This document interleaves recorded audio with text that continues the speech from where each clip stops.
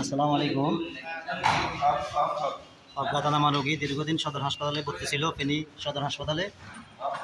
আজকে তত্ত্বাবধায়ক স্যার কামরুজ্জামান স্যারের মাধ্যমে কুইক রেসপন্স সামাজিক সংগঠনের মাধ্যমে উন্নত চিকিৎসার জন্য চট্টগ্রাম মেডিকেল কলেজে রেফার করা হয়েছে এবং কুইক রেসপন্স সামাজিক সংগঠনের মাধ্যমে চট্টগ্রাম মেডিকেল নিয়ে যাওয়া হচ্ছে ফেনী 250 জেনারেল হাসপাতাল ফেনী থেকে। এর মাধ্যমে সহযোগিতা করতেছেন হাসপাতাল সমাজসেবা, তার মধ্যে সহযোগিতা করতেছেন কুইক রেসপন্স টিম এবং ফেনী জেলার অ্যাম্বুলেন্স সেক্রেটারি, ওনারা সহযোগিতা করতেছেন এই রোগীর ব্যাপারে। সহযোগিতা করতেছেন ওনাদের সাথে পাশাপাশি আমি মুশারফ ভাই, ফেনী সদর হাসপাতাল আমিও আছি। আমি হচ্ছে যে ক্যামেরার আড়ালে, আমাকে ক্যামেরার মধ্যে দেখা যাচ্ছে না, তবে ফেনী জেলার অ্যাম্বুলেন্স অ্যাসোসিয়েশনের সেক্রেটারি সিদ্দিক ভাই আছেন এবং ওনাদের তত্ত্বাবধানে আমার মাধ্যমে আজ পর্যন্ত 2টা রোগী চট্টগ্রাম মেডিকেল যাচ্ছে। এটা দ্বিতীয় নাম্বার রোগী। ওই দিন গেছে আরও একটা ভিডিও দিয়েছিলাম পার্ট 1-এর। ওই রোগীটা 2টা রোগী চিটং নিয়ে যাওয়া হয়েছিল, একটা রোগী মারা গেছে আর একটা রোগী চিটং মেডিকেলে হস্তান্তর করে এসছে। আজকে আরেকটা রোগী যাচ্ছে।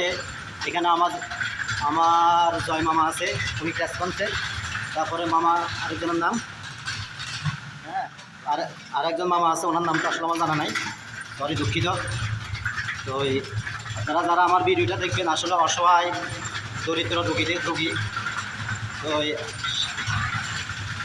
এদের জন্য হাসপাতাল কর্তৃপক্ষ ডাক্তার মোহাম্মদ কামরুজ্জামান স্যারের তত্ত্বাবধানে এবং সমাজসেবার মাধ্যমে হাসপাতাল সমাজসেবার মাধ্যমে অ্যাম্বুলেন্স ভাড়া দিয়ে এবং তাদেরকে চিটং নিয়ে যাওয়া হচ্ছে।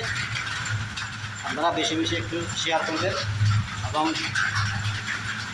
স্বেচ্ছাসেবক টিমের যে কাজ বা সকলের যে কাজ, আমরা তো একটাকে বলি বসি, আমাদের সরকারি হাসপাতাল আসলে কোনো সেবা নাই। তো আসলে সব কিছু পারফরমেন্স দেখানো হয় না, কখন কী কাজ হচ্ছে, এই একটা কাজ।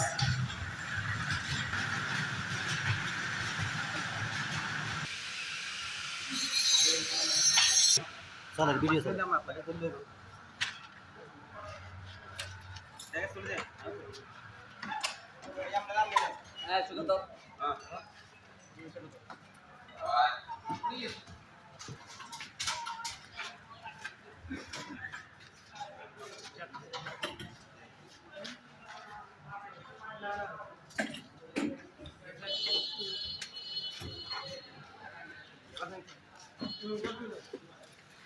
Thank you.